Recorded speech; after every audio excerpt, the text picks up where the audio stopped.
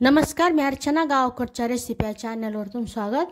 आम्ही तुम्हाला एकदम सोप्या पद्धतीने झटपट अशी 1 मिनिटात होणारी मेथीची भाजी दाखवणार आहे, सुक्की. रेसिपीला सुरुवात करूया. पूर्ण व्हिडिओ पहा. मेथीची भाजी धुवून घ्यायची. शेंगदाणे गॅसच्यात मोठी ठेवून शेंगदाणे व्यवस्थित असे भाजून घ्यायचे.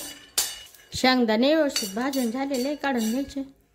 भाजलेल्या शेंगदाण्यामध्ये थंड झाल्यानंतर लसूण टाकायचा. लसणाच्या पाकळ्या सुक्कच असं मिक्सरला फिरून घ्यायचं. तेल टाकायचं. भाजी व्यवस्थित परतून घ्यायची. आता इथं जास्त वाटत असेल नंतर एकदम कमी होऊन जाते.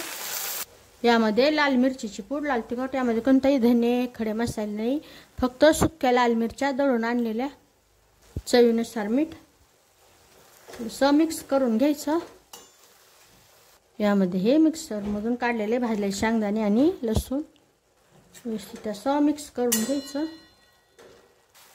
गॅसच्यात मोठी ठेवून व्यवस्थित असं परतून घ्यायचं. एकदम कोरडी नाही होऊ द्यायची, खाताना कोरडं कोरडं लागतं. तर तयार झालेली भाजी छान अशी फटाफट मेथीची भाजी तयार झालेली. एकदम सुक्की नाही आणि एकदम पातळी नाही. नक्की बनवून पहा. रेसिपी आवडली तर चॅनलला सबस्क्राईब करा. चॅनलवरच्या बाकी रेसिपी जी आवडल्या तर त्यांनाही लाईक करा.